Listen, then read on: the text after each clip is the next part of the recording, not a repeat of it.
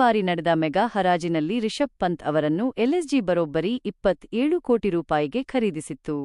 IPL ಇತಿಹಾಸದಲ್ಲಿ ಇದು ಅತಿ ಹೆಚ್ಚು ಬೆಲೆಗೆ ಮಾರಾಟವಾದ ಆಟಗಾರನನ್ನಾಗಿ ಮಾಡಿದೆ.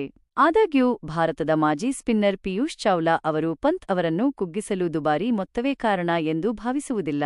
ಪಿಯೂಷ್ ಚಾವ್ಲಾ ಅವರ ಪ್ರಕಾರ ರಿಷಬ್ ಪಂತ್ ಅವರ ದುಬಾರಿ ಮೊತ್ತವು ಅವರ ಮೇಲೆ ವ್ಯತಿರಿಕ್ತ ಪರಿಣಾಮ ಬೀರುತ್ತಿದೆ ಎಂದು ಅವರು ಭಾವಿಸುವುದಿಲ್ಲ. ಪಂತ್ ಸದ್ಯ ಉತ್ತಮ ಫಾರ್ಮ್ನಲ್ಲಿಲ್ಲ.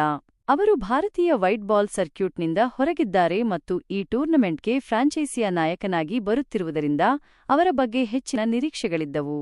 ಕಳೆದ ವರ್ಷ ಬಹಳಷ್ಟು ಸಂಭವಿಸಿತು ಮತ್ತು ಸ್ವಾಭಾವಿಕವಾಗಿ ಈ ಆವೃತ್ತಿಯಲ್ಲಿ ಅವರಿಂದ ಬಹಳಷ್ಟು ನಿರೀಕ್ಷಿಸಲಾಗಿತ್ತು.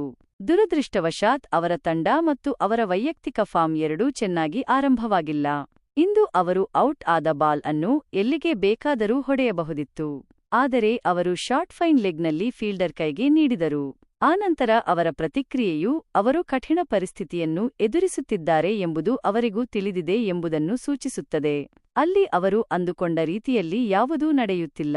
ರಿಷಬ್ ಪಂತ್ ಅವರ ಡಿಫೆನ್ಸಿವ್ ಬ್ಯಾಟಿಂಗ್ ವಿಧಾನದ ಬಗ್ಗೆ ಪಿಯೂಷ್ ಚಾವ್ಲಾ ಮಾತನಾಡಿ, ಪಂತ್ ಬಾಲ್ ಅನ್ನು ನೇರವಾಗಿ ಡಿಫೆನ್ಸ್ ಮಾಡಲು ಪ್ರಯತ್ನಿಸುತ್ತಿದ್ದಾರೆ. ಈ ಶೈಲಿಯ ಆಟದ ಟಿ20 ಮತ್ತು ಏಕದಿನ ಕ್ರಿಕೆಟ್ಗೆ ಸೂಕ್ತವಲ್ಲ. ಯಶಸ್ಸಿಗೆ ಸಾಮಾನ್ಯವಾಗಿ ಹೆಚ್ಚು ಆಕ್ರಮಣಕಾರಿ ಮನಸ್ಥಿತಿ ಅಗತ್ಯವಿರುತ್ತದೆ ಎಂದು ಹೇಳಿದರು. ಟಿ20 ಮತ್ತು ಏಕದಿನ ಕ್ರಿಕೆಟ್ನಲ್ಲಿ ಇತ್ತೀಚಿನ ದಿನಗಳಲ್ಲಿ ಬೌಲರ್ ಸಹ ನಿಮಗೆ 1 ರನ್ ನೀಡಲು ಸಂತೋಷಪಡುತ್ತಾರೆ. ಆದ್ದರಿಂದ ನೀವು ಬಾಲ್ಗೆ ಆಯಂಗಲ್ ನೀಡಬೇಕಷ್ಟೇ. ಆಗ ನೀವು 1 ರನ್ ಪಡೆಯುವಿರಿ. ಆದ್ದರಿಂದ ನೀವು ಸ್ಟ್ರೈಕ್ನಿಂದ ಹೊರಬಂದರೆ ಅದು ನಿಮ್ಮೊಂದಿಗೆ ಬ್ಯಾಟಿಂಗ್ ಮಾಡುತ್ತಿರುವವರಿಗೆ ನೆರವಾಗುತ್ತದೆ. 3 ಪಂದ್ಯಗಳಲ್ಲಿ 2 ಸೋಲುಗಳನ್ನು ಕಂಡಿರುವ ಎಲ್ಎಸ್ಜಿ ಅಂಕಪಟ್ಟಿಯಲ್ಲಿ 6ನೇ ಸ್ಥಾನದಲ್ಲಿದೆ. ಎಲ್ಎಸ್ಜಿ ಶುಕ್ರವಾರ ಮುಂಬೈ ಇಂಡಿಯನ್ಸ್ ಎಂಐ ವಿರುದ್ಧ ಸೆಣಸಲಿದೆ.